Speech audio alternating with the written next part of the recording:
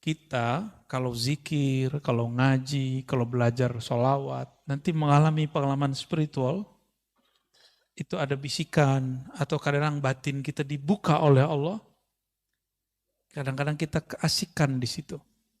Dan kebanyakan yang tergelincir, itu orang yang dibukakan dalam bab mukasyafah fisyifa atau mukasyafatut tibbiyah, dalam bab mengobati. Ini banyak. Atau dalam bab kashful uyub, dibukanya aib orang lain. Kita banyak yang senang di situ. Tapi sekarang untuk kasyaf nggak perlu pakai ilmu rohani, cukup buka YouTube. Ya, mau lihat nih si orang nih buruknya apa, kesesatan si fulan. Jangan percaya, jangan percaya. Ya, karena itu YouTube. Ya, ya, sepakat ya. Buka FB.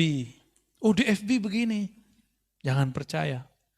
Jangankan bagian sosial media, bahkan pengalaman rohani pun gak boleh berhenti. Gak boleh percaya di situ. Karena di dalam batin akan ada yang memanggil.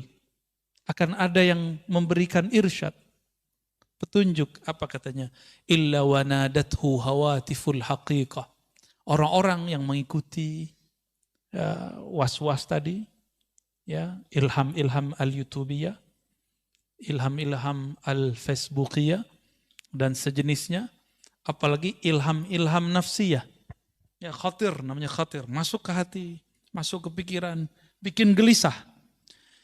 Dan salah satu yang paling berbahaya adalah ciri-ciri dari syaitan dan nafsu jiwa, munculnya syak, itu pertama. Yang kedua, su'uzzan, buruk sangka. Yang ketiga, gelisah. Nah, turunannya nanti tengkar sama orang, berselisih sama kawan. Bisa-bisa rumah tangga pecah. Bisa-bisa pertemanan rusak. Tengkar di sosial media. Coba lihat tuh yang tengkar di komentar YouTube. Yang tengkar di komentar Facebook. Sama aja itu nasibnya. Ya. Mau pro atau kontra, saya menyarankan jangan main di situ. Ya. Bahkan komentar diri ke dalam diri, tahu nggak komentar diri ke dalam diri? Kita ada masuk pikiran, terus kita jawab-jawabin, jawab sendiri, ngomong-ngomong sendiri, pernah ngalamin? Itu aja bikin rusuh, Pak. Gimana ngomentarin yang sudah zahir? Ya, maka saya harap yang sudah ngaji hikam, mulai hati-hati di bagian ini. Karena ujian kalau sudah ngaji hikam pun akan lebih berat. Tapi benefit rohaninya juga lebih berkualitas. Orang yang diujinya tinggi, anugerahnya pun melimpah. Tapi kalau mau di bawah-bawah aja, jadi akar rumput aja ya. Nggak ada angin, paling diinjek orang. Wanadathu hawatiful haqiqah. Akan ada yang berseru dari dalam dirinya. Hawatif. Hawatif itu bahasa Arab. Hatif. Hatif sekarang orang Arab nyebutnya itu telepon atau handphone. Akan ada suara yang masuk dari ranah hakikah. Nah, berarti ada syariat, tarekat, hakikah. Hakikah ini jurusannya masuk ke dalam kolbu. Ujungnya adalah ruh. Ar-ruhani. Ya. Berarti ruh kita akan berbicara. Ketika Bapak nih ngalamin sesuatu nih. Atau dapat bisikan sesuatu. Ya. Alladzi tatlub amamak. Yang akan engkau cari ada yang lebih tinggi dari itu. Bukan itu yang kamu cari. Bukan ini tujuanmu ngaji. Bukan tekar-tekar begini tujuanmu belajar tentang Islam. Bukan kemudian kamu merasa paling benar tujuannya ketika kamu belajar suatu ilmu. Ini maksud dia. Dalam hati itu akan ada bisikan, Pak. Pasti begitu. Coba aja. Coba antum tengkar di sosial media. Tuh panas kan itu. Sholat ke bawah, ntar balas apa ya. Lagi wudhu ke bawah, hatta lagi buang air ke bawah. Saya kan pernah ngalamin, Pak. Kalau saya kan langsung di lapangan dulu, tiktokan langsung sama orang. Dulu emang hobi kita debat. Ya. Tapi ketika dapat hadis Sunan Ibnu Majah mengenai bahaya berdebat. Saya kemudian diberi saran oleh mursyid-mursyid saya, hindari perdebatan. Ya, hindari perdebatan. Meskipun kita merasa diri kita benar. Kan benar itu kita merasa aja, belum tentu juga benar. Benar nggak? Antum komentar-komentar kan merasa benar. Belum tentu juga benar. Sahih? Al-haqqu min rabbika, kebenaran mutlak hanya milik Allah Subhanahu wa taala. Ini yang kita pegang. Ayatnya sampai lebih dari sekali itu Allah berbicara begitu. Al-haqqu min rabbika. Al-haq, kebenaran mutlak hanya milik Allah. Itulah al-haq, itu turunannya hakikah. Ya, turunannya hakikah. Merasa benar beda dengan kebenaran itu sendiri. Ya. Oh, ini dalilnya. Tidak semua orang yang berdalil, pemahaman dalilnya benar. Karena dalil dan pemahaman itu dua hal yang berbeda. Masih ingat yang ngebom di Bali, itu pakai dalil nggak? Ya, itu samudra punya dia, karena namanya Imam Samudra. Serius Pak? Itu Imam Samudra pakai dalil dia. Semoga Allah mengampuninya. Ya. Maksud dia mungkin benar, dia berjuang untuk agama Allah. Tapi kenapa dia ngebom orang yang belum kenal Allah?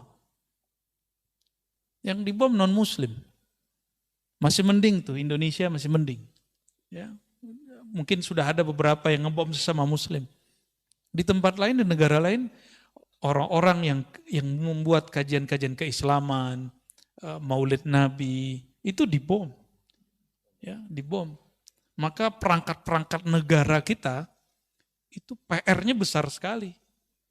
Saya bukan PNS, bukan ASN, bukan tentara, bukan polisi. Saya santri. Ya. Maka yang kita lakukan adalah amal-amal santri, ngaji kitab. Ya. Jika mereka ngurusnya nangkep-nangkep, nah itu urusan mereka itu. Atau apapun, kita ngurusnya memperbaiki dari dalam. Karena ini kesalahan kami juga. Kenapa membiarkan umat seperti ini? Ya. Maka kita nggak salahkan mereka juga. Ya. Kita nggak benci sama Imam Samudra, walaupun Samudra milik dia. Kita nggak benci juga sama yang mirip namanya sama saya itu ya, Amrozi. Ya. Nggak ada bencian. Kita justru sedih. Kok ada ya orang mau beragama, ujungnya seperti itu. Ya. Dan kita nggak benci kepada orang yang benci kepada kita. Nah, ini kata kuncinya. Ya, kita nggak perlu benci kepada orang yang benci kepada kita. Nggak usah capek-capek Pak. Benci sama saudara, benci sama tetangga, lelah nggak? Benci sama orang banyak, capek nggak? Capek. Jadi orang-orang yang paling lelah di dunia ini orang yang benci. Karena kalau sudah benci, keluarlah hasad, iri, dengki. At-ta'abun nas fid dunya al-hasid. Orang yang paling lelah di dunia ini, orang yang dalam dirinya ada kebencian sehingga dia iri dengki. Jadi kita nggak usah benci sama orang. Wal mubghid, dan orang yang suka marah-marah. Marah di mana aja ya. Maka kita minta ampun kepada Allah jika kita pernah marah tidak pada tempatnya. Ya. Emang saya nggak pernah marah, saya pernah marah juga Pak. Dulu hobi saya marah ini, santri saya yang sering saya marah-marah ini dulu ya. Dulu berapa kali kena berdiri? Sering ya, tuh sering dulu. Alladzi tatlub amamak. Jadi di dalam diri kita, qalbu akan berkalam. Hei, yang kamu cari bukan ini, bukan tengkar-tengkar begini, bukan ilham-ilham begini. Kalau yang dapat kemampuan mengobati, kamu boleh mengobati orang. Tapi tujuanmu bukan ini. Maka dia seperlunya. Ya. Orang-orang yang kemudian kasyaf melihat aib, kebaca nih si batin orang. Bukan untuk itu. Nanti batinnya akan ngomong, tujuanmu bukan untuk mengetahui kualitas batin orang. Ya. Hal itu hanya boleh untuk seorang mursyid. Jadi hanya mursyid yang boleh dikasyafkan tentang kualitas batin seseorang. Tapi kebanyakan mursyid nggak mau juga. Karena mursyid takut jika dia mengetahui aib orang lain. Ini saya udah banyak ketemu mursyid-mursyid ahli kasyaf, itu nggak ada yang suka. Minta diangkat itu.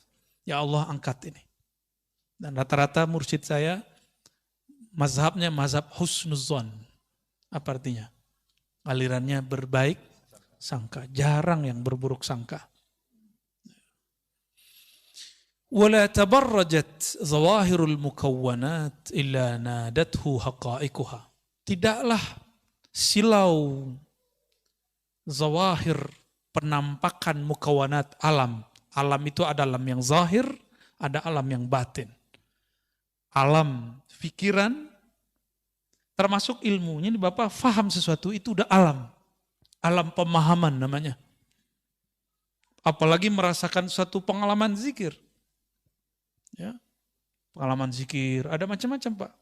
Ada teman kita yang waktu zikir dia nggak ngerasa badannya ada. Ada yang zikir udah berkali-kali nggak ngerasa apa-apa juga ada. Ini ujian. Ketika si temannya bercerita, saya kalau zikir terasa begini. Temannya bingung, lah dia bisa ngerasa gitu, kenapa aku enggak? Ini ujian buat dia. Apakah dia zikir nanti ingin merasakan itu? Atau dia zikir ingin mendapatkan ridha Allah Subhanahu wa ta'ala. Atas dasar itulah masyayikh kita memberikan satu doa kalau mau zikir. Ilahi anta maksudi. Ya Rabb, hanya engkau tujuanku, bukan pengalaman-pengalaman batin itu. Tapi bertemu engkau yang maha batin. Merasa dipandang oleh engkau yang maha batin. Itulah tujuanku. Jadi batin-batin yang lain gak penting Pak, udah ketemu Allah. Ya, kalau antum sudah bersama pemilik yang zahir dan batin, masih butuh gak itu? Gak perlu, maka pengalaman-pengalaman itu simpen aja lah. Ya, ini banyak yang mengalami sesuatu, gak usah ceritain ke orang dah. Ya. Hatta gak usah ceritain ke saya lah. Ya. Saya juga punya pengalaman rohani dan saya gak banyak ceritain ke orang kok. Tapi yang penting-penting saya ceritakan. Untuk apa? Untuk tarbiyah. Bukan untuk apa-apa juga. Ya, simpan aja, tulis sendiri, jadikan diary pengalaman rohani. Nanti kalau sudah berapa lama antum dikasih petunjuk oleh Allah, mana yang dari setan, mana yang dari halu. Ada yang halu loh Pak. Ya, serius ada yang halu. Namun kalau orang sudah mengerti bab ini, dia akan tahu ya, secepatnya, nggak lama. Ya, nah di sini kita harus hati-hati. Apa bisikan yang di dalam hati ketika kita kasyaf, ketika kita melihat sesuatu, innama nahnu fitnatum fala takfur. Itu semua yang kita lihat dia akan berbicara secara sir. Kami yang engkau lihat ini, kami yang engkau alami ini, kami yang engkau peroleh ini hanyalah ujian. Fala takfur, jangan kufur nikmat. Jangan kufur nikmat, ya. Banyak yang kufur nikmat di situ, ya. Maka di sini beliau mengatakan di syarahnya waghammid aynaik an dzalik wa la taltafit ilaih wa dum ala sulukika wa sayrik. Udah pejemin aja matanya, enggak usah pandang itu, ya. Thariqah saya ngaji, ta'lim wa ta'allum. Al-ilm. Jadi thariqatuna thariqatul ilmi wa ta'allumi wa ta'lim. 3 itu. Thariqat saya, thariqah ngaji. Ngaji itu ada ilmunya, ada ta'allumnya, belajarnya, ada ta'limnya. Berarti ada maklumnya, ada yang dipelajari. Maka kemana-mana kita sering bawa kitab. Ini bukan gagah-gagahan. Tapi kita nggak mau ngulangin hal-hal yang nggak perlu diulang. Dan saya ingin berbagi kepada masyarakat, terutama yang minat kepada kajian keislaman, apa yang kami baca di pesantren, minimal Bapak Ibu juga dengar. Dan asik ya. Walaupun gak bisa baca kitab, gimana? Senang gak? Ya, merasa disihir gak? Karena udah ada yang bilang saya menyihir. Ya. Alhamdulillah. Sejak kapan saya belajar sihir Pak? Ya.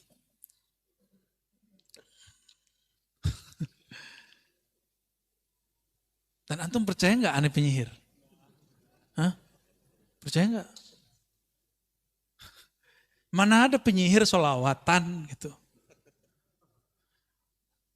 Percaya nggak kalau saya liberal? Mana ada orang liberal ngajar kitab Aqidatul Awam? Ada. Mana ada orang liberal, orang plural ngajar, ya ngajar kitab Tohawi, ya gimana sarungan? Nggak ada. Itu potong-potongan dan mereka tidak mengerti kata-kata kunci bahwa kita berbicara bab namanya ontologis. Kalau teologis itu akidah. Saya nggak pernah satu detik pun keluar dari akidah Ahlus Sunnah wal Jamaah. Ya, tidak pernah kita keluar. Kalau mazhab fikih kan kita bisa berselancar, Pak. Di dalam mazhab Syafi'i itu sudah banyak kaul-kaul yang bisa kita pakai. Ya. Jadi antum percaya nggak aneh liberal? Percaya nggak saya mengajarkan nyembah Nabi Isa? Nah, itu kan video yang dipotong kan? Antum percaya nggak saya mengajarkan menyembah siapa saja? Berarti antum telah sampai usul kepada Allah. Kan nggak ada. Kita menjelaskan dalam bab rohani tidak ada kata benar salah. Dalam bab rohani sempurna tidak sempurna. Sempurna itu al-Muhammadi, Nabi Muhammad sallallahu alaihi wasallam. Selain itu tidak sempurna. Makanya ketika ada kajian kita yang dipotong salah satunya, saya pernah menjelaskan satu ayat, surah Ar-Ra'd ayat 15, ingat saya. Ya, sujud kepada Allah apapun yang di langit dan di bumi. Ya. Apa kata Sidi Syekh Ahmad Tijani dan imam-imam yang lain? Apapun yang di bumi, apapun yang di langit, semuanya sedang menyembah Allah. Walaupun zahirnya dia menyembah selain Allah. Itu kalam beliau. Itu bab namanya bab ontologis, bukan bab teologis. Kalau bahasa kitanya bukan bab akidah, itu bab wujud. Adakah wujud di alam ini selain wujud yang hakikinya dari Allah Subhanahu wa Ta'ala? Enggak ada. Ya. Giliran kita saudaraan begitu, mereka enggak berani serang Syekh Ahmad Tijani, tapi serang Ar-Razi. Ya. Karena takut juga dia ya. Gimana? Antum percaya nggak aneh ngajarin nyembah Nabi Isa? Itu kan kekonyolan yang diilmiah-ilmiahkan ya. Nah, kita nggak mau lah seperti itu. Husnuzon kepada orang itu. Kalau nggak ngerti tanya langsung. Ya.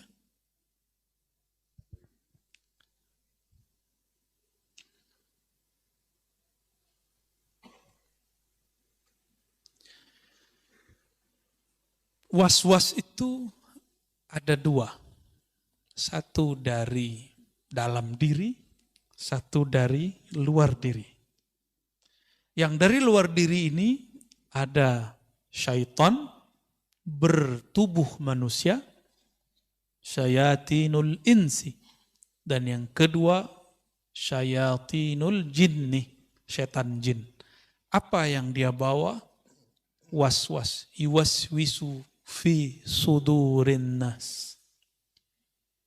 Ya, dia mewaswaskan manusia. Ya, maka saya menghimbau siapapun, tolong jangan terlibat perdebatan, pertengkaran yang ada di sosial media. Karena itu akan membawa was-was. Unfriend aja ya. Saya pernah menyampaikan dalam kajian Mukhtasar Ihya, imam kita Imam Syafi'i. Ini mazhab Syafi'i bukan? Ya, untuk mazhab yang lain juga boleh nggak apa-apa. Tapi ini imam kita ya, imam kita semua. Imam Syafi'i pergi ke pasar ya. Nyampe di pasar, ada orang ngomong menghina-hina, kata-kata kasar. Ya. Di belakangnya ada murid beliau, santri beliau namanya Al-Buwaiti. Kita sekarang nyebutnya Imam Al-Buwaiti. Apa kata Imam Syafi'i? Tutup telingamu, jangan dengarkan sampah-sampah. Karena ini semua adalah sampah yang akan membuat bau pendengaranmu, akan mengotori pandanganmu. Ternyata manhaj ini dipakai oleh gurunya Imam Abul Hasan Al-Asy'ari, namanya Abul Hasan juga ya. Imam Abul Hasan yang ini, beliau mengatakan ketika 3 muridnya datang, apa kata beliau, Abul Hasan ini? Kalian tidak usah memandang wajahku. Jadi belajarnya di belakang tirai. Karena kalian baru saja melewati pasar, di pasar mata kalian baru saja dikotori. Kalau kita kan bilang cuci mata. Kalau beliau bilang enggak, kalian habis ngotorin mata. Nanti kotorannya nyebar ke saya. Jadi ternyata beliau ini kasyaf. Karena kasyaf Allah bukakan pintu rohaninya. Jika dia memandang mata, dia tahu antum habis ngeliat nonton bokep, itu dia tahu. Ya. Habis ngeliatin aurat orang, habis buka status yang gak benar, habis tengkar di Facebook, itu dia tahu. Kalau zaman sekarang ya, kalau dulu seperti itu. Maka dia gak berani lihat, dia khawatir membaca aib orang lain. Tuh. Ada Al-Baqillani, ada imam-imam ya, Isfaraini ya. Ada Fawraq ya. Banyak sekali. Itu yang tiga itu saksi. Bahwa gurunya wali-wali Allah kasyaf. Ya. Nah ini kasyaf ini terjadi di beliau dan Allah tidak angkat. Karena Allah tidak angkat maka dia tutup. Dia lebih baik tidak melihat mata seseorang. Coba kalau kita buka atu-atu kan gawat Pak. Ya. Di mata saya juga udah banyak maksiat ya.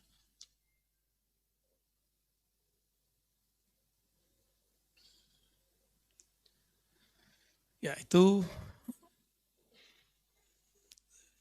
yang nomor berapa sih? Nomor 28.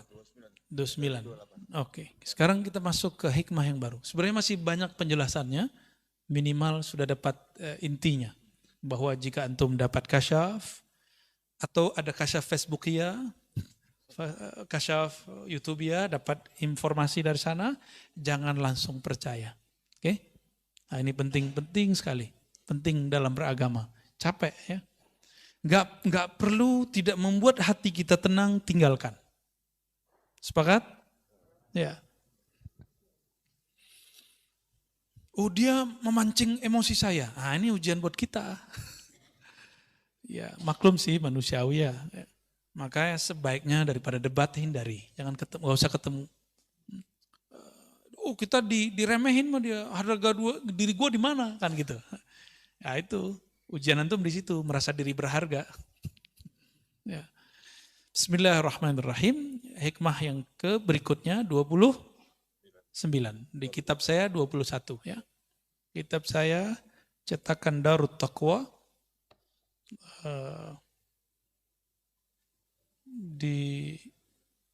ditahqiq oleh Syekh Syurfawi, ya ini masih muda, Syekh Anas Syurfawi. Beliau juga ahli akidah, juga sufi. Masih muda, umurannya di atas saya dikit. Ahli hadis. Ya, ahli hadis juga, ahli akidah. Pernah di Indonesia beberapa lama. Semoga beliau dirahmati oleh Allah Subhanahu wa taala. Talabuka minhu ittihamun lahu wa talabuka lahu ghaibatun minka anhu wa talabuka li ghairihi liqillati hayaika minhu wa talabuka min ghairihi liwujudi bu'dika anhu.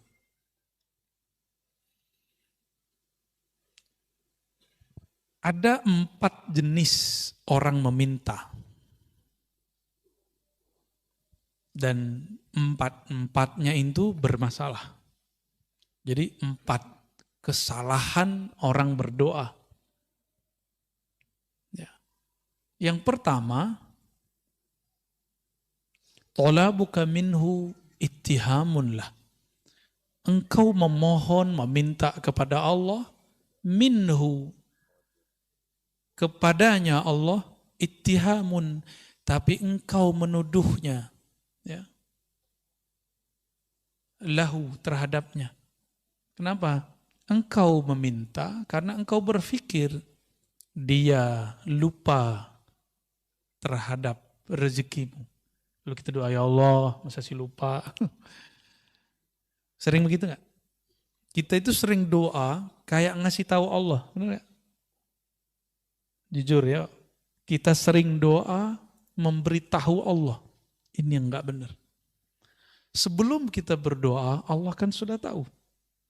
Maka kita berdoa bukan sedang memberitahu. Kalau kita sedang memberitahu, kita telah menuduhnya bahwa dia sebelum kita doa tidak punya pengetahuan. Batallah sifat 20-nya. Dalam akidah Ahlussunnah, Allah bersifat ilmun alim, punya ilmu. Ilmunya tidak didahului oleh khabar dan sebab atau kejadian. Ada 3, sabar, khabar, berita atau kejadian. Kalau ilmu saya itu didahului dengan itu. Sabab itu bisa jadi ngaji, saya belajar dulu, kabar dikabari orang, atau kejadian hadisatun terjadi dulu baru faham. Ya nggak, benar nggak? Kita husnuzon nih sama seseorang, ternyata maksud dia nggak baik. Ya, dan itu sering, Pak. Sering. Ya, saya nggak tahu, dan saya berdoa untuk nggak perlu tahu isi hati antum yang hadir ini. Saya husnuzon saja. Mungkin ada yang niatnya tulus, ada yang niatnya coba-coba. Coba dulu kalau asik dengerin. Terusin, kalau enggak. Ada yang pengen cari bahan untuk dipotong-potong, terserah antum ya. Allah tidak pernah tidur. Dan Allah lebih dahulu tahu. Sebenarnya sisi kisah dikasih tahu. Cuma enggak boleh aneh kasih tahu. Di antara wajah-wajahnya kan kelihatannya. Itu wajah enggak bohong, Pak. Mata itu bisa berbicara seperti Imam Abul Hasan tadi. Bisa ngomong dia. Atau hati-hati aja ketemu dengan orang-orang yang kolbunya selalu dekat dengan Allah Subhanahu wa ta'ala. Ya. Maksudnya bukan saya ya. Kalau mas saya terserah antum lah ya. Wa talabuka. Nah, sebelum masuk yang kedua. Jadi kebanyakan kita doa ngasih tahu Allah. Berarti kita buruk sangka Allah sebelumnya tidak tahu. Saya mau tanya sama antum. Antum gak doa, kalau rezeki pasti nyampe gak? Antum gak nyembah Allah, nyembah tepekong, nyembah Yesus, nyembah Wisnu, Siwa, apapun, terserah. Tapi kalau rezeki nyampe gak? Nyampe. Jadi jangan heran kalau ada di Indonesia, apa istilahnya 9 naga, lebih kaya. Ya wajar, mereka rajin nyari kok. Kita kan ngomeng doang, ngemeng ya. Kita cuma bisa komentar-komentar, 9 naga, 9 naga. Kita nggak mau seperti mereka mencari. Alasannya zuhud. Ya. Islam itu 2 rukunnya itu mesti pakai duit, Pak, pakai harta. Syahadat aman. Ya, penting air putih beres. Sholat, ya uduk beres lah. Tapi kalau masuk puasa enggak juga, malah ngurangin. Tapi setiap bulan puasa selalu pengeluaran kita lebih besar. Saya nggak tahu juga kenapa tuh ya. Dan yang keempat, kelima itu butuh duit. Bahkan seakan-akan Allah berpesan, kamu carilah dunia supaya kamu bisa berbagi. Itulah pesan dari rukun Islam yang keempat. Ya, berzakat, benar nggak? Coba antum kalau nggak nyari duit gimana? Bisa berbagi nggak? Tapi ada tauhid di situ. Wa mimma razaqnahum yunfikun. Nahnu narzuquka. Kamilah yang menghantarkan rezeki kepadamu. Zahirnya pekerjaan, zahirnya dapat hadiah, zahirnya dapat gaji, zahirnya dapat untung dan segala macamnya. Batinnya Allah lah yang menyampaikan. Karena tidak ada di alam ini kecuali imma fi'lullah wa imma sifatullah wa imma ismullah. Di alam ini cuma nama, sifat, perbuatan Allah. Itu aja yang kita lihat. Ya. Jadi mulai malam ini kalau berdoa, katakan di hati, ya Allah yang maha mengetahui isi hatiku. Yang maha mengerti apa yang aku minta. Sebelum aku meminta, engkau telah tahu apa yang aku perlukan. Aku ingin bermanja-manja bermunajat kepadamu. Tuh, inilah pembukaan Hizib Bahar. Allahumma ya Allah, ya Alim, ya Azim, ya Halim. Anta Rabbi wa ilmuka hasbi. Fa ni'mal Rabbu Rabbi wa ni'mal hasbu hasbi. Terjemahan bebasnya kayak tadi, Pak. Itu teks Arabnya begitu, tapi terjemahan bebasnya kayak tadi. Ya. Saya sudah lama doa, Tat. Belum dikabulkan. Nah, berarti antum nuduh Allah nggak denger atau nuduh Allah lupa. Kayak proposal aja.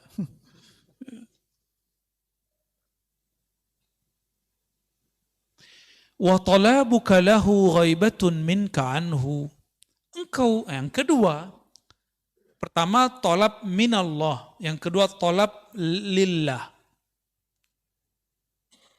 Apa talab lillah? Kita meminta untuk Allah. atau karena Allah. Nah, orang-orang seperti ini, kenapa dia kemudian mencari rasa supaya Allah itu ada? Berarti dia merasa Allah itu pernah tidak ada. Gawat nggak? Yang hilang, muncul, hilang, sadar, tidak sadar itu kita atau Allah? Ya. Nah, ini kalau diterjemahkan talabuka lahu, tuntutanmu terhadapnya supaya dia ingat, supaya dia menjawab, itu karena kamu ghaibah, hatimu tidak terkoneksi kepada Allah. Maka orang sering ngomong gini kayak tadi, saya udah minta kok, saya udah doa bertahun-tahun kok, tapi kok Allah tidak jawab. Ya, berarti hatinya ketika doa tidak terkoneksi kepada Allah. Dan dalam hadis yang sahih disebutkan bahwa Nabi SAW bersabda, Innallaha la yujibu, Allah tidak menjawab. Apa yang tidak dijawab? Doa dari orang yang min qalbin ghafil, dari kolbu yang lalai. Allah nggak jawab. Ya, contohnya seperti ini. Saya nih, anggap saja saya direktur, ya. Oke, nih kita khayal-khayalan. Nih lagi halu nih ya. Bapak datang, Bapak GM saya, ya, bawa proposal. Keren kan? Bawa proposal. Udah 3 hari, saya nggak approve. Boleh nggak ngeyel Pak? Direktur, gue udah ngasih 3 hari, lu kok lupa? Boleh nggak gitu? Pecat besok langsung ya. Hari itu saya pecat langsung. Tapi Allah itu maha baik Pak. Kita nggak pernah pecat dari seorang hamba. Ya, paling turun-turun dikit. Ya, palingnya itu masalahnya Pak. Nggak usah ke Allah, ke manusia aja nggak boleh begitu. Maka Allah tersinggung jika ada seorang hamba mengatakan, aku telah berdoa, tapi dia belum kunjung menjawab. Ya, saya udah sholat bertahun-tahun kok, tapi Allah nggak jawab juga. Sama, antum khidmah di masjid nih, tiba-tiba pengurus ganti, kurang dihargai. Ngomong, saya ini udah banyak berkorban di sini. Kalau nggak ada saya, masjid ini nggak jadi. Itu ditolak langsung itu di sisi Allah. Saya sudah ketemu orang begini bertahun-tahun dan banyak. Bisa jadi di majelis, bisa jadi dimanapun. Hati-hati, ciri-ciri orang yang diterima amalnya, dia lupa kalau dia beramal. Ciri-ciri orang sedekahnya diterima, dia lupa berapa yang dia kasih. Lupa di situ artinya dia nggak mau sebut-sebut. Ciri-ciri orang yang diterima pengabdiannya, dia tidak merasa telah mengabdi kepada Allah ya, kepada rumah Allah, kepada majelis-majelis yang kita, ini kan majelis nih Pak. Ya kalau bukan karena saya nggak jadi, tunggu setelah ini antum diuji. Ya, saya setiap kali ngomong begitu saya diuji sama Allah dari kecil Bang. Umur 9 tahun kita menghidupkan surau kan, surau dulu kita nginepnya di surau. Tapi tradisi itu sudah nggak ada. Umur 9 tahun kelas 4 SD saya jadi Bilal. Untungnya guru di sekolah sangat mendukung. Jadi kalau pagi-pagi absen dulu, siapa yang nggak sholat pagi ini, sholat subuh. Akhirnya subuh masjid tuh ramai. Kita nginep di masjid, nginep di surau. Sayangnya guru kita sudah sepuh, tidak siap lagi mengajar. Ya, sudah nggak sanggup mengajar. Tapi kita punya kenangan dulu nginep di surau, ramai itu. 1 shaf, 2 shaf.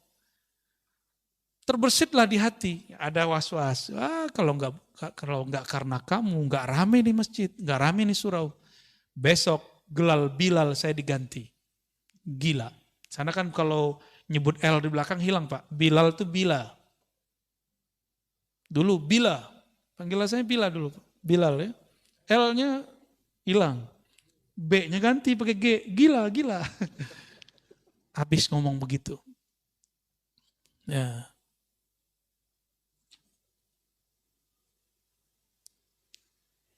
Yang ketiga, talabuka li ghairihi. Engkau menuntut, memohon pertolongan kepada selainnya. Perlu digarisbawahi, tawassul bukanlah memohon kepada selain Allah. Tawassul itu hanya meminta kepada Allah. Terus kenapa perlu menyebut nama guru-guru?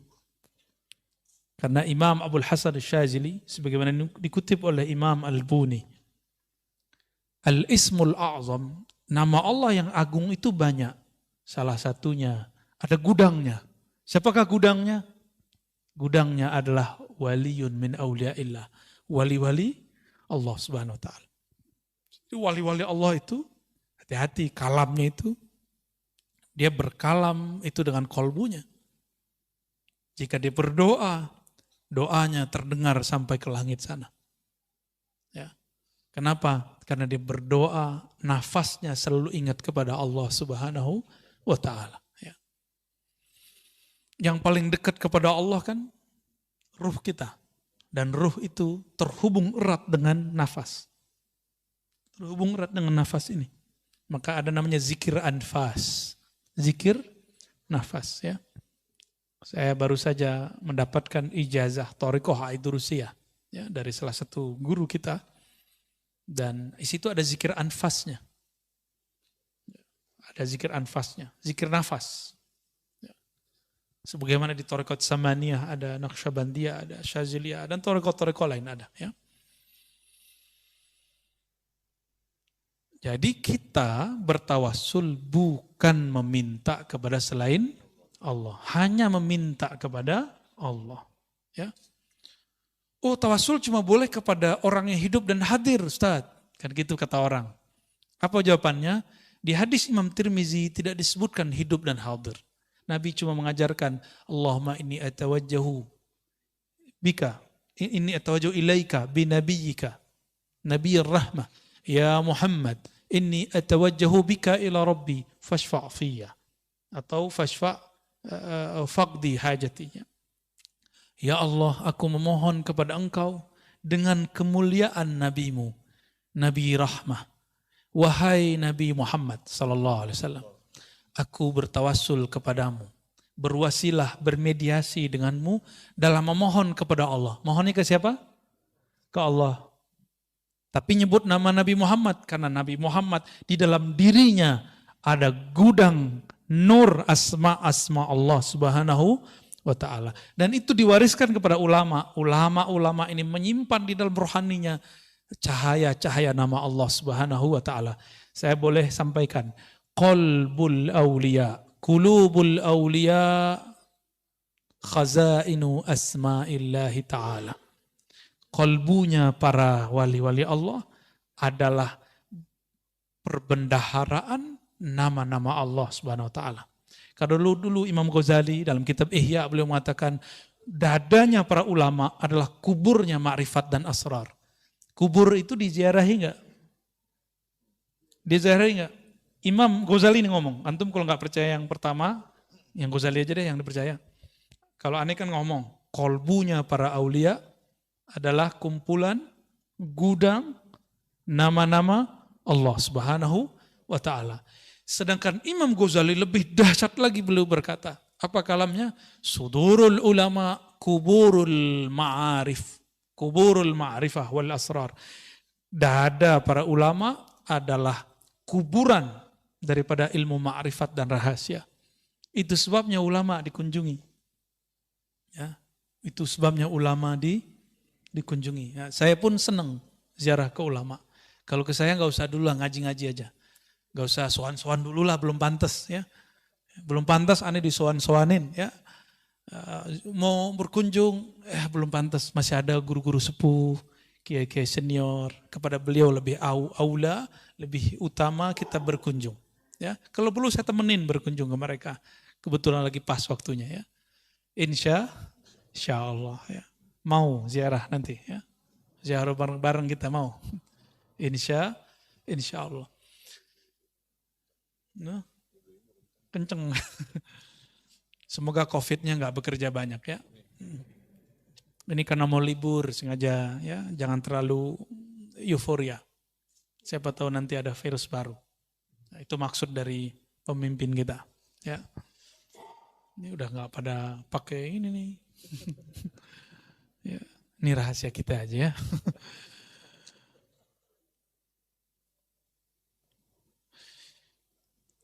engkau memohon kepada selainnya liqillati hayaika minhu. Karena engkau tidak tahu malu. Gak tahu malu, udah tahu semuanya dikasih oleh Allah. Udah tahu bahwa satu helai rambut pun Allah yang menumbuhkan. Sudah sadar bahwa kita ini baiknya karena Allah yang membaikkan. Masih aja minta kepada selain Allah. Biasanya meminta kepada selain Allah ini terjadi pada orang kepepet. Jadi ilmu kepepet ini ada baik ada buruknya. Kalau waktu kita mahasiswa kepepet malam ini langsung jadi itu skripsi. Ya. Tapi kepepet. Nah, ini biasanya kan yang kepepet itu orang sakit.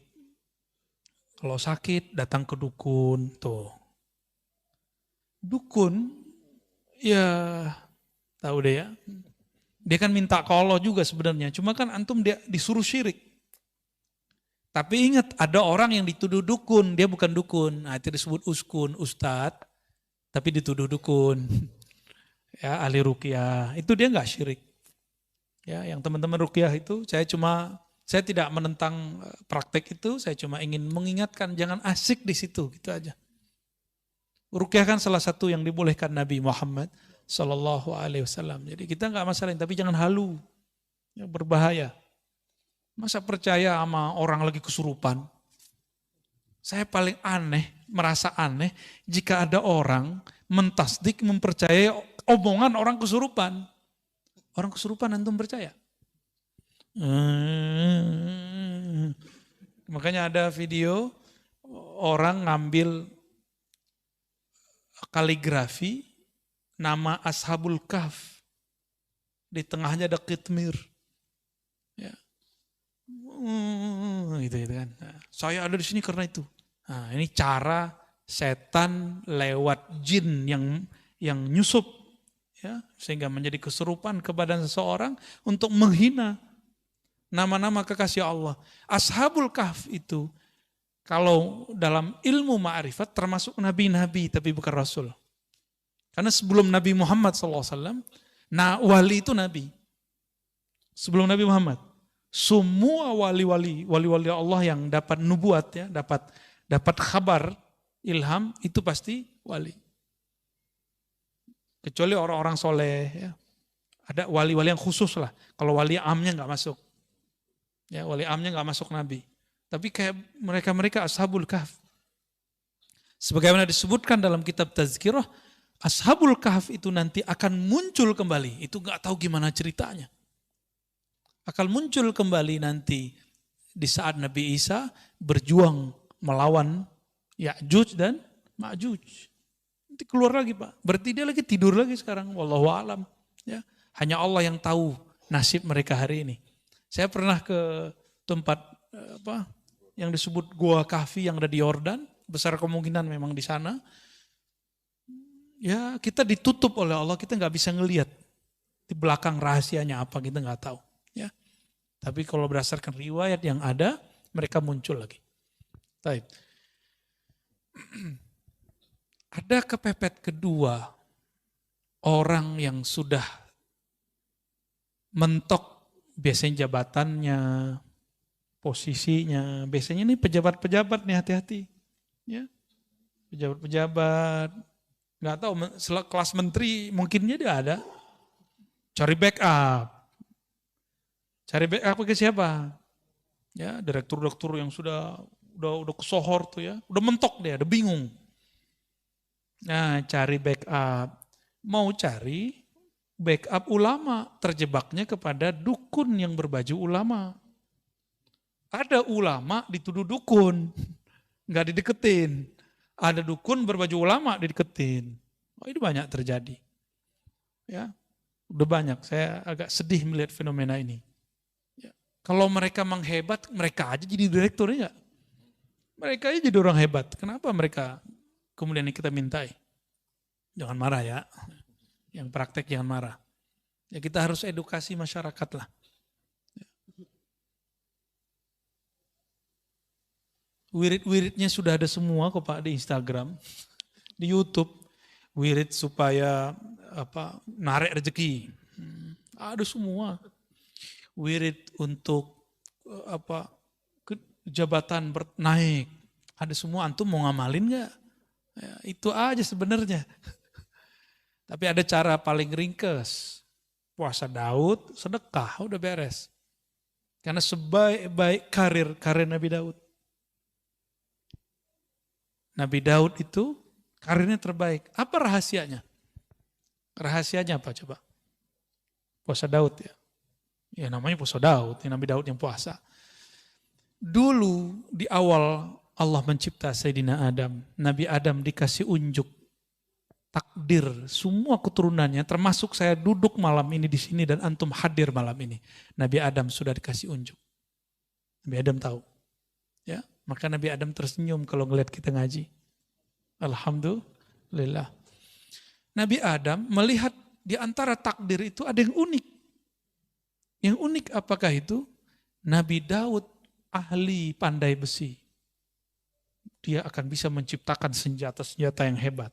Tapi umurnya tidak cukup. Umurnya barangkali cuma sampai umur 60-70. Anggaplah 70. Dia mati, meninggal. Akhirnya Nabi Adam mengatakan seandainya, ini wahyu ke dalam hatinya.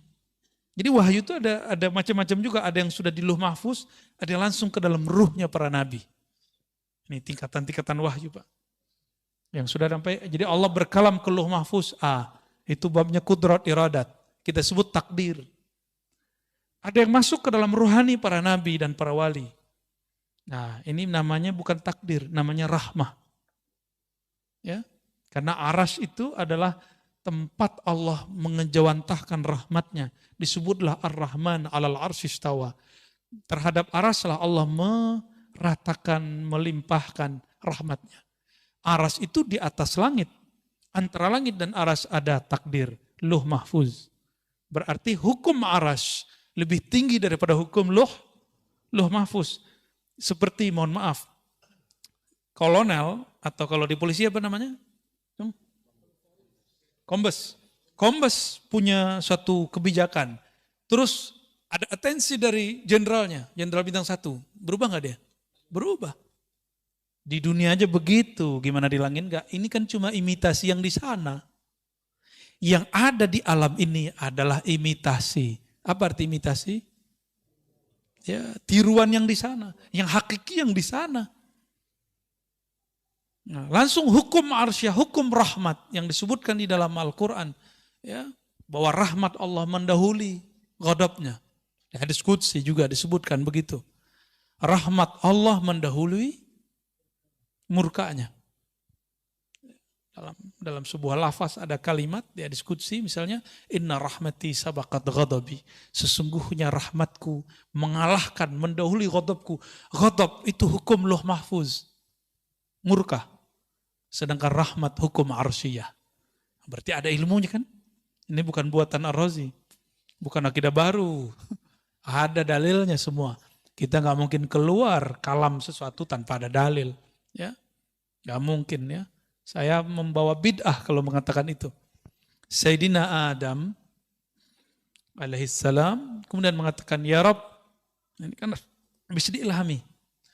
Berikanlah 30 tahun umurku, anugerahi untuk anakku. Nah, gitu sayangnya sang ayah Abul Bashar, bapaknya manusia, kepada keturunannya. Benar gak sayang sama anak? Kita ngeliat anak kita sakit, apa kita ngomong, ya Allah, kalau kau mau ambil saya aja. Kira-kira begitu. Ya, ini kok ada ya orang ngomong ya terhadap orang yang pernah belajar sama dia, ente murtad, ente kafir, kan aneh kan? Dan gak pantas begitu. Berarti dia gak pernah merasa jadi guru yang sebenar-benarnya. Karena guru yang ada mengayomi. Mendoakan kebaikan. Bukan memvonis. Ya. Aneh kalau itu terjadi. Seorang Abul Bashar. Karena guru itu Abul Ilm. Abu Talamiz. Abul Muridin. Guru itu adalah ayahandanya seorang murid. Nabiullah Adam alaihissalam mengatakan, ya Allah berikanlah 30, nyawanya dikasih. Bukan hanya doa, nyawa dikasih Pak. Antum ada yang begitu? Saya melihat sosok itu ada di Imam Sya'rani. Imam Sya'rani ketika melihat ada jamaahnya, muridnya sakit, dikatakan, ya Allah, daripada dia yang sakit, saya aja yang sakit. Ada muridnya ketimpa apa, masalah apa, selalu mengatakan, ya Allah, takdir dia pindahkan kepadaku, biar aku yang nanggung, kalau dia nanggung dia kafir. Dia putus asa kepada rahmatmu. Dan saya ketemu beberapa wali-wali begitu di negeri ini. Di negeri ini Pak. Makanya alhamdulillah negeri kita masih ada yang nanggung maksiat kita. Masih ada yang nanggung balak bencana yang disebabkan oleh salahnya kita. Masih ada. Antum bersyukurlah. Ya, jangan suzon lagi kepada orang-orang. Ya, tidak ada orang dimasyhurkan sebagai wali kecuali Allah mengizinkan dia memang seorang wali. Ya, walaupun nanti ada yang menentangnya.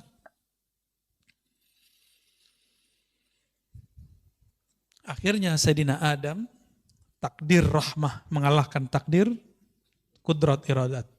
Diberikanlah 30 tahun. Apa yang terjadi? Setelah umur itu dikurangi, berarti umur Nabi Adam berkurang. Datanglah malaikat maut mengatakan, Mas Adam, sekarang saya datang mau menjemputmu. Mau jemput-jemput gimana nih? Kan jatuh gue masih ada 30 tahun lagi, kira-kira begitu. Loh kan bukannya dikasih sama anakmu, udah dipindahin, di Lauh Mahfuz sudah diganti. Oh nggak bisa, saya lupa, nggak ada saya ngomong begitu.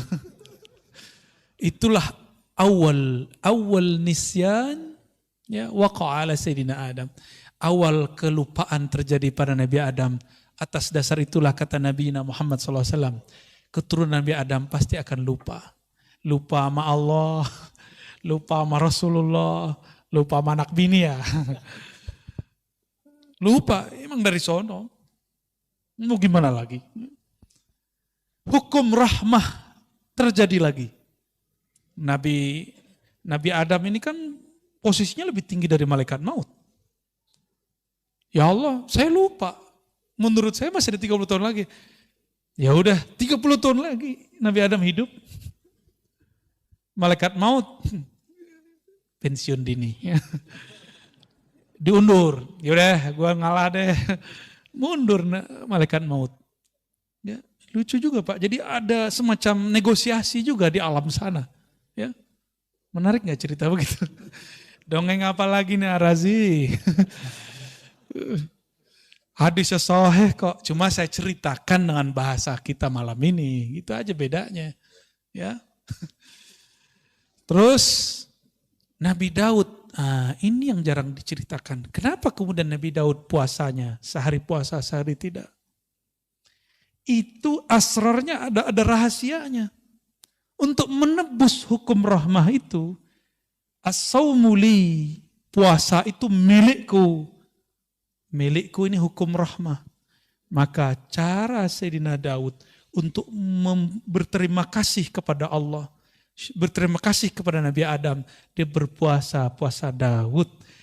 Jadi antum kalau mau ada yang diniatkan ya untuk memperpanjang sesuatu, ini kita buka aja rahasianya ya. Ingin mendapatkan sesuatu, ya sifatnya duniawi atau ukhrawi, bahkan makom kewalian. Puasa Daud. Ya, tapi niatnya saya sarankan supaya nggak kena kitab ini. Ya Allah, aku niat puasa Daud karena Engkau saja. Kalau jabatanku dinaikin ya alhamdulillah. Rezekiku dilancarin ya alhamdulillah. Yang penting aku karena Engkau. Jika nanti antum puasa Daud rezekinya nggak nambah, jangan berhenti puasa Daudnya. Karena kita puasa bukan karena rezeki. Kita puasa karena Razzaq, bukan rezekinya. Kita bukan penyembah rezeki. Kita penyembah Allahur Razzaq. Jabatan kita malah kemudian turun. Kata Ustadz nih katanya bisa bikin naik. Malah gak naik-naik. Malah jatuh. Berarti ada rahasia lain. Rezeki kita gak kemana-mana. Banyak orang yang diturunkan di jabatannya. Kalau dia husnuzon, tunggu lahazat. Beberapa saat saja. Sebulan, 2 bulan, bahkan tidak lama. Allah carikan ganti yang lebih indah. Selalu begitu. Akhirnya Sayyidina Daud, seumur hidupnya dia berpuasa. Berpuasa sehari, puasa besok tidak. Untuk kompensasi hukum rahmah. Hukum rahmah, hukum kasih sayang. Ya. supaya tanda terima kasihnya nyambung kepada Allah SWT. Ya, sudah pernah dengar masalah ini sebelumnya?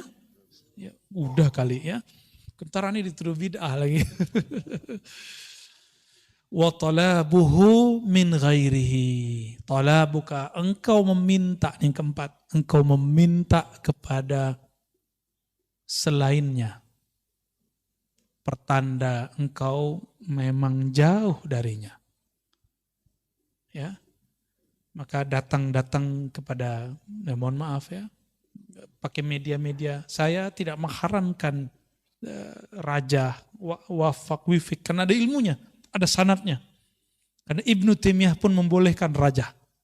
Gak percaya, buka kitabnya sendiri. Ibnu Qayyim menyebutkan risalah dalam kitab At-Tibbun Nabawi tentang raja. Di piring, ditulis, disiram, minum. Ada Pak. Gimana, syirik gak tuh? Kalau ada yang mengatakan dia bermanhaj salaf, lalu mengatakan itu syirik, dia telah mensyirikkan Syekhul Islam Ibnu Taimiyah. Ya, mensyirikkan Syekhul Islam Ibnu Qayyim Al-Jauziyah. Berani. Kalau Ar-Razi ente berani syirikan, tapi Ibnu Taimiyah berani enggak ente syirikan? Ya. Kalau Ar-Razi silakan dibid'ahkan, tapi berani ke membid'ahkan Ibnu Qayyim Al-Jauziyah? Enggak berani mereka. Ya, beraninya sama kita doang, ya. Akhirnya kita ini cuma memuja, memuji, menghormati orang yang sudah wafat, yang sudah mati, yang hidup kita nggak hargai. Ya, nunggu dulu dia mati, baru ente kemudian nangis. Ya. Nunggu dulu sang wali, sang ulama, sang kiai mati, baru nangis-nangis. Dulu saya nggak ngaji kepada dia. Mau sampai kapan ngomong begitu terus ya? Wali setiap saat akan ada yang wafat. Ini sudah banyak wali yang wafat Pak. Maka ulama-ulama muda harus bersiap-siap mempelajari ilmu ma'rifatullah supaya dia bisa mewarisi tugas-tugas kerohaniannya. Ya, harus. Kalau nggak ada wali-wali itu negeri ini nggak dijaga oleh Allah Subhanahu wa taala ya. Kita ya minimal jadi wali murid lah ya.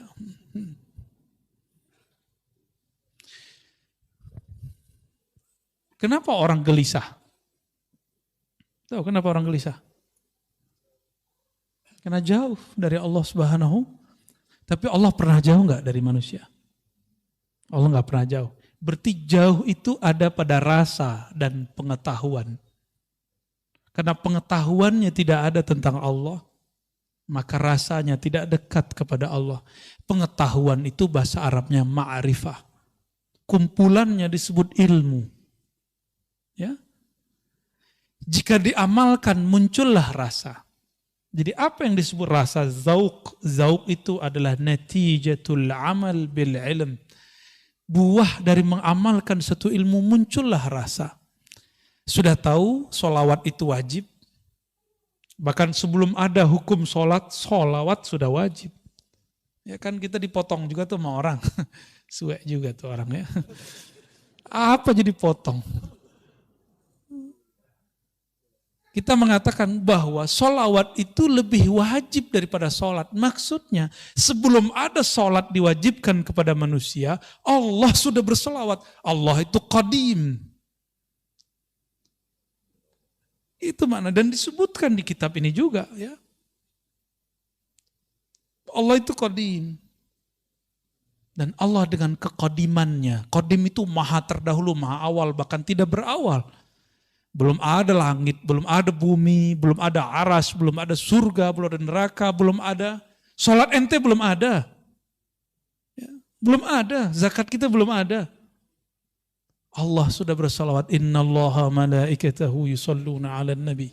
Sesungguhnya Allah telah bersalawat ya. Dan senantiasa bersalawat kepada Nabi Muhammad SAW. Kenapa tidak Ar-Rasul? Kalau Ar-Rasul itu Muhammad bin Abdullah. Tapi An-Nabi itu Ahmad Ruhullah. Itulah yang dikhabarkan Sayyidina Isa. Karena Muhammad bin Abdullah belum lahir. Tapi Sayyidina Isa Ruhullah Saghir, Ruhullah Minor. Dia mengenal Ruhullah Kabir. Apa kata dia? Nanti di akhir zaman Ruhullah yang Kabir itu, yang agung, wa innaka la'ala khuluqin azim, yang azim itu akan lahir, akan muncul. Ismuhu Ahmad. Namanya Ahmad. Tapi Abdul Muttalib ngasih nama cucunya Muhammad. Apakah salah? Tidak. Ternyata setiap orang itu mempunyai rahasia-rahasia mengenai masalah nama. Cuma karena ilmu ini sudah ditutup sementara, rasain saja. Ya sudahlah dulu ya. Jadi tolong jangan minta-minta nama sama saya ya. Karena sudah ditutup, Pak. Ya.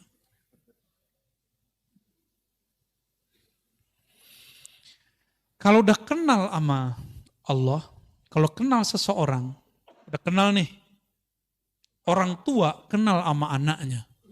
Anaknya nggak perlu minta, orang tua kirim nggak? Keperluan anaknya, belum? Ya. Anak-anak nggak perlu ngasih tahu SPP Pak, langsung bayar. Jajan harian Pak, nggak perlu ngomong, langsung dikirim. Itu baru kenal kepada ayah, kenal kepada anak. Kira-kira menurut antum, lebih dekat Allah kepada hamba atau orang tua kepada anaknya?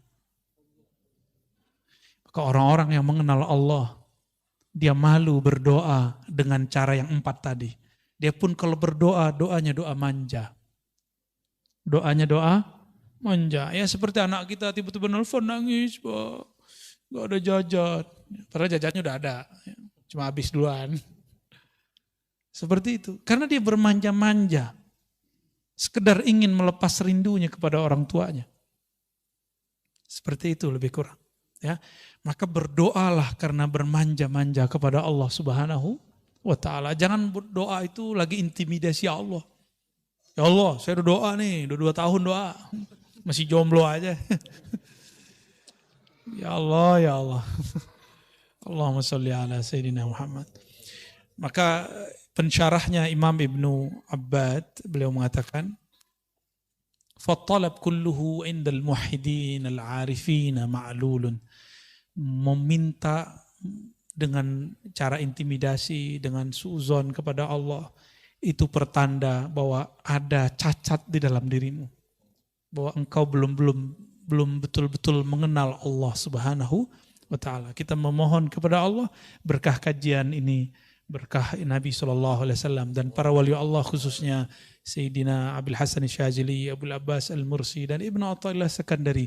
Semoga Allah menganugerahkan anugerah ma'rifat dalam rohani kita. Amin ya rabbal alamin. Wassallallahu ala nabiyina Muhammad. Ya. Bisa bertanya lagi? Fadal. Silakan kepada Bapak, Ibu yang mau bertanya. Kami silakan, ada 2 mungkin pertanyaannya.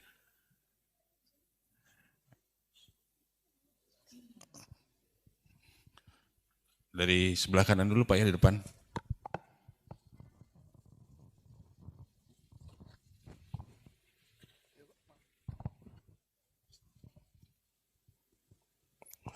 Bismillahirrahmanirrahim. Assalamualaikum warahmatullahi wabarakatuh. Jauh nih, dari Ciledug. Kenapa Pak? Oh iya Buya. Ketemu lagi kita Buya di kajian talim. Mau bertanya mengenai ini Buya, apa? Allah itu Maha Rahman, Maha Rahim. Tapi saya dari Afan kebayaran nama Pak. Allah itu Maha Rahman, Maha Rahim. Kemudian di titik mana Allah itu murka pada seorang hamba. Itu aja. Saya minta penjelasan dari Buya Ar-Razi Azim. Assalamualaikum warahmatullahi wabarakatuh. Ini pengen cepat ketemu Allah nih kayaknya. Ya, baik. Kapan sih Allah itu murka kepada hamba? Padahal Allah itu menyebut dirinya Rahman dan Rahim. Allah itu murka cuma satu aja Pak. Al-kibriya uridai. Kesombongan, merasa besar, merasa berilmu, merasa mulia. Itu adalah ridai, itu adalah perhiasanku, rida. Ini rida. Ulama dulu pakai ini itu seakan-akan wajib. Seakan, bukan wajib. Secara uruf. Kalau nggak pakai ini kayak taklim nggak pakai kopiah gitu. Ustadz kalau taklim nggak kopiah gimana? Saya sebenarnya kan malas pakai garu kepala, ada kotombenya hidup kan. Tapi karena ngormatin Bapak Ibu ini saya pakai kopiah. Senangnya sebenarnya nggak pakai kopiah, nyamannya. Tapi ulama kita dulu kalau taklim pakai ini. Hatta Sayyidina Ali, Dia tanggalkan ridanya dan dia mengatakan, Nabi wafat. Saya tidak akan menggunakan rida sampai selesai mengumpulkan Quran, kecuali hari Jumat, sholat Jumat. Jadi sholat Jumat beliau pakai ini. Kan dulu waktu salah satu guru saya setiap Jumatan selalu pakai ini. Tapi di akhir hayatnya karena Ciputat mulai gerah, beliau udah jarang pakai ini. Kita malu juga pakai itu. Tapi aslinya pakai ini. Akhirnya kita setiap kali sholat pakai terus. Tapi jangan taruh di tempat sejadah Pak. Bukan begitu. Ini pakaian badan, pakaian di sini. Maka saya menyarankan kalau kajian hikam silakan ya dibeli, ya, dipakai di sini. Ya siapa tahu nanti jadi kayak anak panti kan. Semua yang ngaji pakai ini. Bukan Pak, ini serius. Ini sunnah. Ya, sunnah adab. Ya. Kapan Allah murka? Ketika perhiasan-perhiasannya kita ambil. Apakah perhiasannya Allah? Itulah 7 sifat ma'ani. Kudrat, iradat, ilmun, hayat, sama, basar, kalam. Kudrah, kekuasaan, kemampuan. Hati-hati orang-orang yang sekarang mempunyai kemampuan.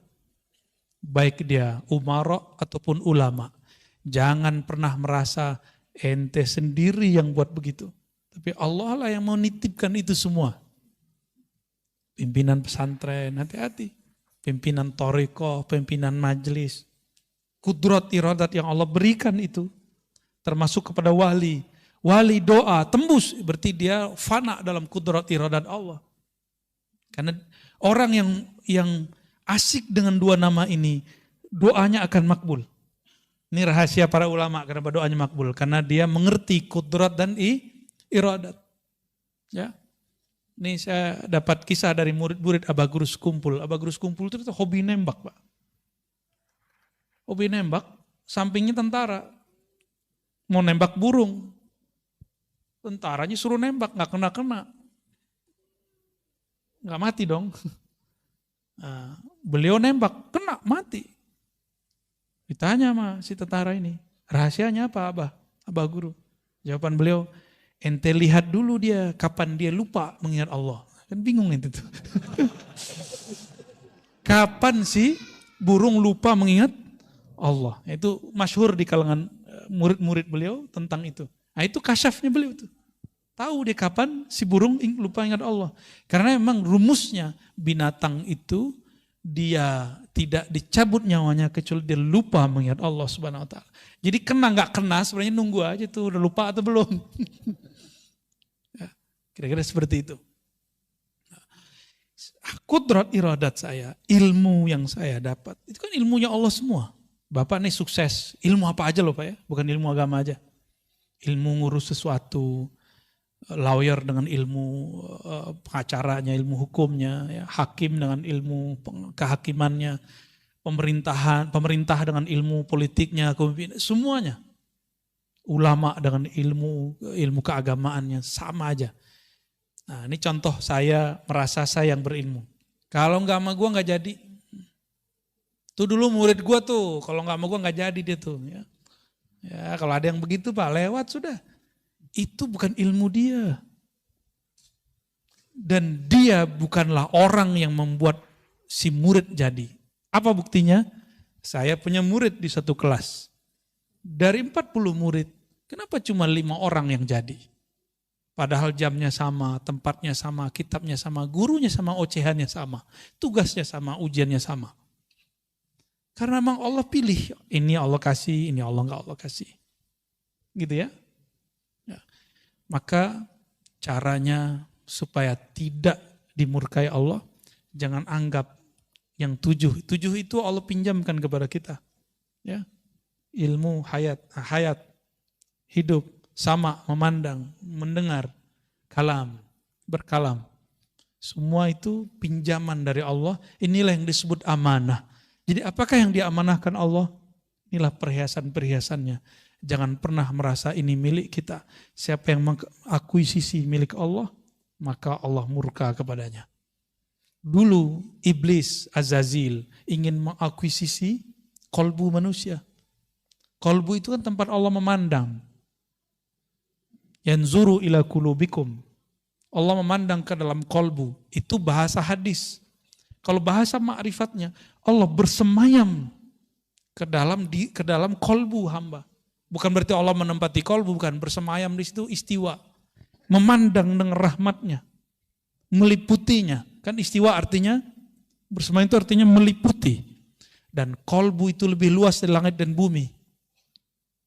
Maka disebutlah kolbu itu arsullah. Kolbu itu seperti aras pada langit bumi. Tapi kolbu bukan aras. Ingat, kolbu bukan aras. Ketika syaitan, iblis mengatakan, ya Rabb, izinkan aku menguasai kolbu Bani Adam walaupun sesaat. Itu dia mau akuisisi kolbu manusia, enggak diizinkan. Inilah asbabul wurudnya. Kenapa kemudian iblis hanya diizinkan mengalir di semua darah. Inna syaitan yajri majrad dam. Tahu hadisnya? Sesungguhnya syaitan mengalir di setiap pembuluh darah, tapi tidak diizinkan masuk ke dalam kolbu. Dia cuma bisa ngirim pesan was-was. Makanya orang kalau was-was, jantungnya berdebar. Nggak nyaman aja. Nah, kalau itu terjadi, baca ta'awuz, lalu syahadat. Nih, ingat-ingat. Pertama ta'awuz, a'udzubillahiminasyaitonirrajim. Aku berlindung kepada Allah dari syaitan yang rajim, yang memberi was-was. Lalu syahadat, asyhadu an la ilaha illallah. Kalau hafal, baca surah Al-Hadid ayat 3 7 kali. Huwal awwalu wal akhiru wal zahiru wal batinu wa huwa bikulli syai'in alim. Dipahami maknanya. Dialah yang maha awal, semuanya bersumber darinya. Dialah maha akhir, semuanya abadi, semua yang dari Allah abadi. Selain Allah tidak ada yang abadi. Ya. Dialah yang zahir, dialah yang batin, dan dia maha mengetahui segala sesuatu. Hatta was-was ini Allah sudah tahu. Baru kita kemudian Fatihah, tawassul kepada Rasulullah SAW, lalu kita bersolawat. Insya Allah was-wasnya hilang. Di bawah zikir, Pak. Lalu zikir di kolbunya. Zikir apa yang antum tahu? La ilaha Allah, la ilaha illallah. Banyakin la ilaha Allahnya. Insya Allah dalam hitungan detik, was-was akan hilang. Perasaan gak nyamannya langsung gak hilang. Insya Allah ya. Ada lagi? Oke. Assalamualaikum warahmatullahi Assalamualaikum warahmatullahi wabarakatuh. Perkenalkan, saya Edi dari Joglo. Joglo. Ya, Joglo. Kirain Jonggol, Pak. Joglo, Kembangan ya maksudnya. Oke, baik. Ustadz, ini sebenarnya menyangkut pikiran saya gitu ya. Maksudnya, saya ngikuti kajian Buya itu 1 tahun terakhir lah. Itu termasuk kayak belajar ya tarekat, belajar memahami. Nah itu saya mengalami sesuatu yang memang aneh sebenarnya ini. Ketidaktenangan itu saya mulai tahu ketika saya memikirkan mengenai kisah iblis, Adam dan Hawa. Kemudian Allah Subhanahu wa ta'ala. Saya pertanyaan gini, Adam dan Hawa itu terusir dari surga karena iblis. Nah, kemudian memakan buah guldi. Nah, pertanyaan di sini adalah bahwa itu pikiran saya yang membuat saya tidak tenang, terus terang. Jadi gini, apa pertanyaannya? Apakah buah guldi yang dimakan Adam dan Hawa itu diambil dari pohon zakum? Nah, itu pikiran saya itu mengganggu pohon zakum. Oke, baik. Yang membuat Adam Hawa itu terbakar. Itu iblis berusaha untuk membakar Adam dan Hawa, kemudian dia turun dari surga. Baik. Cuma itu aja sih membuat biar ini menyangkut hubungannya dengan itu. Itu pohon yang ada di neraka. Ingat, zakum itu pohon yang ada di neraka. Jadi di neraka ada pohon, Pak. Pohonnya nggak ada daunnya, nggak ada daun kayak di sini, nggak ada penghijauan juga, soalnya ada pemanasan. Zakum bukan pohon surgawi. Adapun syajaratul khuld bukan buah khuldi. Lafaznya apa? Syajaratul khuld. Pohon keabadian, itu artinya. Syajarah pohon, khuld abadi. Yang iblis bisikkan, hei Adam, hei Hawa, jika engkau mengkonsumsi buah ini dari pohon itu, engkau akan menjadi golongan yang tinggi atau malaikat atau menjadi makhluk yang unik lah. Adam tergoda nggak? Enggak tergoda Pak. Nanti antum cari di Quran. Yang membuat Nabi Adam mau makan buah khuldi. Bukan karena godaan Sayyidatuna Hawa. Bukan. Ini bukan bela ibu-ibu ya. Bukan karena ibu-ibu. Wallahi. Lafaz wallahi itulah yang membuat Nabi Adam mau ngalah. Karena Nabi Adam mengerti rahasia nama dan besarnya kualitas sebuah nama. Ya. Ketika iblis mengatakan bi'izzat, ya apa, billah atau wallah atau bi'izzatillah, kalau di riwayat-riwayat, kalau di Quran langsung disebutkan demi Allah, demi keizzahan Allah, ya. Demi Rabbmu, wahai Adam. Ketika Sayyidina Adam mendengar ini orang lagi bersumpah, maka Nabi Adam tidak berani nolak. Saya karena bukan Nabi, saya berani nolak Pak kalaupun ada orang sumpah sama saya. Ya. Ya. Ada dulu yang minta ridha kita pakai sholawat. Pertama saya pura-pura gak dengar Pak. Ya, karena mintanya berkali-kali, kayaknya orang ini tasdiknya kuat, udah kita kasih. Ya, besok-besok jangan gitu lagi ya. Tapi gak apa-apa, ada orang menggunakan cara itu. Ada yang begitu, jubahnya, demi Allah saya suka. Aduh, pakai demi Allah lagi nih. Ya. Ya. Habis itu kita nggak mau lagi ya. Kalau ada orang yang begitu, anggap aja nggak benar. Berat. Sayyidina Adam, Nabiullah, dia kenal kualitas nama Allah. Ketika si iblis bersumpah, wa rabbika, demi Rabbmu, itu iblis dihargai oleh Nabi Adam. Jadi mohon jangan salah faham, bukan Hawalah yang membuat Sayyidina Adam tergoda. Tapi karena iblis menghargai Nabi Adam menghargai si iblis yang bernama Azazil, bersumpah menyebut nama Allah Subhanahu wa ta'ala. Itu nama adalah nama Ismul A'zam yang diketahui oleh Azazil. Jadi setiap makhluk itu punya nama untuk komunikasi kepada Allah. Itu namanya Al-Ismul A'zam. Nama apa aja? Nama-nama Allah itu. Gitu Pak ya. Jadi bukan dari Zakum. Udah ada Pak. Udah ada Pak. Semuanya udah ready Pak. Bapak mau masuk ya mana? Gitu Pak ya.